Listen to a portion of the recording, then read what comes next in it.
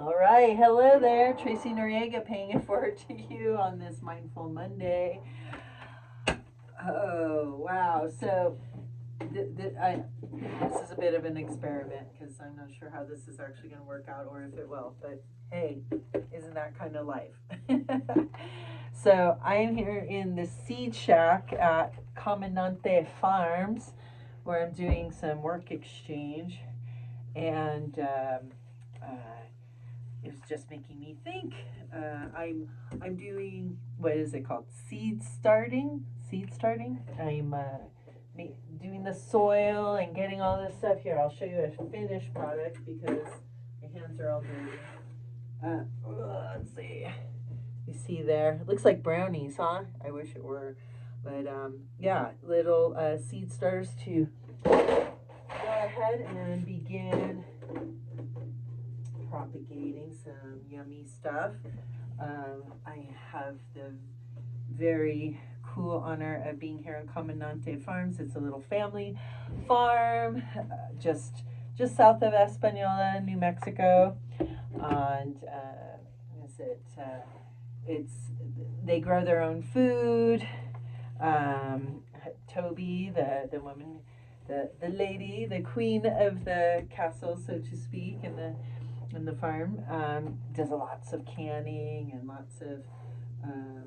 I mean, she's just a great cook, as is her husband Joseph. Let us not give him props because he is too, and he does so much around the property as well. And that is not just a little background, but the reason I'm doing this is because I've been working here and then here, as we're getting ready. What is this? This is late February. I cannot even grasp that it's the end of February, and getting ready to plant stuff, get things ready for the spring, right? And um, I've just been learning so much with seeds and stuff, and it just brings up for me about how, what are you planting? What are you planting in your garden? And how, all the process, all of the care that it takes to actually get an outcome of of enough stuff, of a harvest that's going to feed you, that's going to feed your family, that's going to bring that harvest, and how long and far in advance you have to um, really think about what you need to get done in order to do that. So that's what the little theme, I guess you could say, of this Mindful Monday is being mindful of what is it that you are planting. And not only that, in the colder months when I couldn't work outside, one of my duties too was she does seed cataloging, all the seeds that she's used, how much is left, all etc. So she knows what she needs to buy. And as I was reading the back of all of these little seed packets, they would have specifics about the distance to plant them apart from each other, the time of, whether to do it before the frost or just after the frost, how deep in the ground, whether it was scattered or, some, and again, the distance between them, and even like how much dirt on top of it, etc. It was crazy, and I started to think of us, as individuals, as star seeds,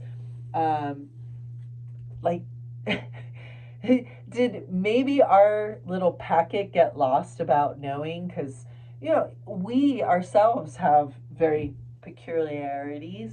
Did I say that right? We all have those things where, yeah, you're in my space, you need to be this much apart from me. Or for example, for me in the early morning, yeah, I'm not talkative. Wait till I have my coffee or my tea, and then we can chat a bit. But I'm not a chatty Cathy in the morning, and I'm a late owl. So there's other people who want to go to bed at 8 or 9, and I consider 11 o'clock an early start. So Again, I'm kind of going all over the place.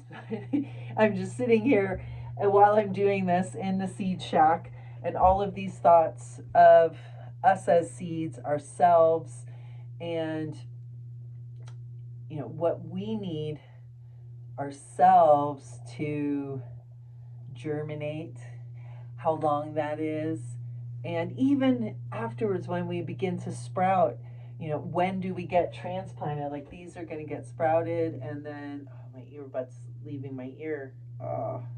Let's see if I can save it. Uh, how long does it need to germinate? And then from the little seed sprout, then plugging it right into the ground, right? And others go straight into the ground. And just all these different things that to bring about the greatest harvest, right, for ourselves. And so kind of knowing those and noting them and thinking also about our efforts that we do in life, about things we're looking to cultivate, and realizing that everything has a different germination length of time. Lettuce will keep coming up over and over, and then tomatoes have a long time. And look at avocados. I mean, it's years before an avocado tree will actually yield anything. So just, we want to grow things. We want things to, flourish and harvest. And yet everything has its own time. Everything has its own how much water it needs and how often, direct sun, indirect sun, all these things. So, it's just a beautiful thing to think about and to be mindful about, that a lot of the times the things that we look to make happen may have its own timeline, and to not give up on it, and to continue to nurture it, to water it, to weed it, to and care for it, right? And know that it shall come. Oh, there went the earbud. I guess we'll find out if it's still recording and if you can hear me. So I'm going to end it there because I already went a bit over what I know most people's attention span is. I do my best to keep it around 5 minutes, and I've gone over. I'm just, it's just, I got inspired and I just threw it on, and just wanted to share that with you, and this whole process of what it takes to while you're doing it. And I'm sitting here doing this crazy, I don't know what kind of thing this is. I don't know if it has a name. There's all these other little contraptions that you use to make the little seedling things. And just, even watching myself becoming frustrated with it, because I'm sitting here putting this thing in it, putting it through, and getting it. So, just thinking about, the farmer, and what are you growing in your garden as you start putting the seeds in for this new year, this 2026, which is, going to be a definite never before lived year, and a certain amount of cray. Can you stay mindful and ground yourself and give yourself some grace? All right, and with that, lots of love. Bye for now.